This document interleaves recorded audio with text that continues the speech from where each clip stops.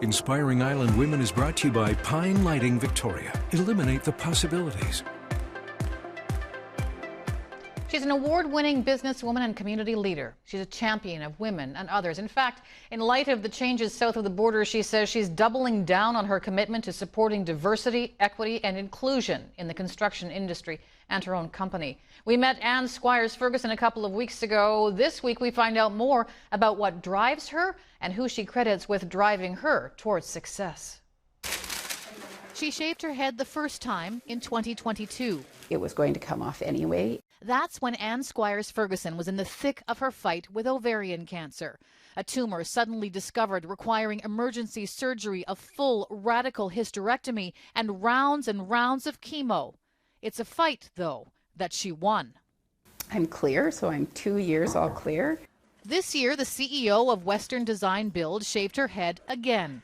I wanted to do it for myself instead of for everyone else. In spite of her recent health challenges, Western continues to thrive as an interior design, contracting, and construction management company. The team is comprised entirely of women, but that's not the only reason they're successful. Really, it comes down to Anne herself. I think that she's a very inspiring person for everything that she's been through in the last couple of years, and the way that she opens doors for people is just incredible, and I think that she's made a huge impact on the community. She calls herself the friendly tornado, and she is. She's everywhere.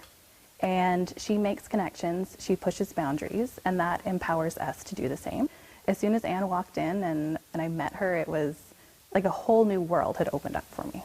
With the lovely Scots. Yep. The 50-year-old says opening the door for women in the construction industry is her destiny, her legacy. But she never expected it to be.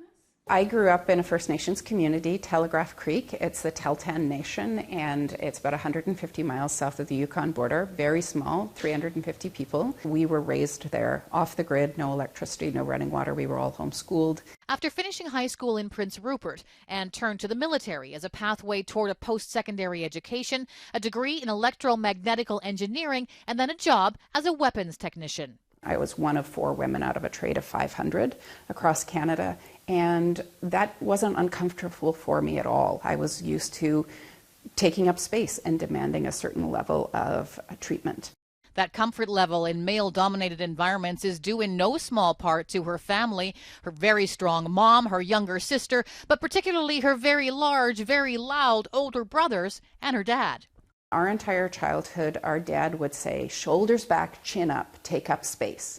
And he would teach us how to shake hands. He would teach us how to downspeak, make a statement, and then lower your voice at the end. And hold that moment of silence for power.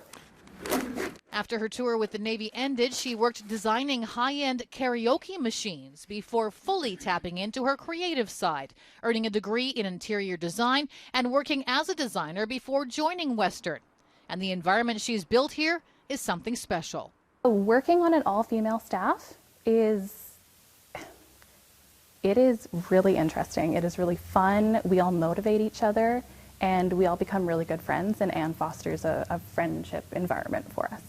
Anne is devoted to Andrew, her husband of 26 years, and her 15-year-old twins. So what advice does she give to them? You just have to take a step in any direction. And even if it's the wrong direction, you actually learn so much about yourself and about the world. None of that is ever wasted. And so the secret is just keep moving. Moving is what Anne has done in her extraordinary life. And perhaps her hairstyle is proof everything here is finite. That she won't ever stop moving and living for her family, her colleagues, her career, and for herself.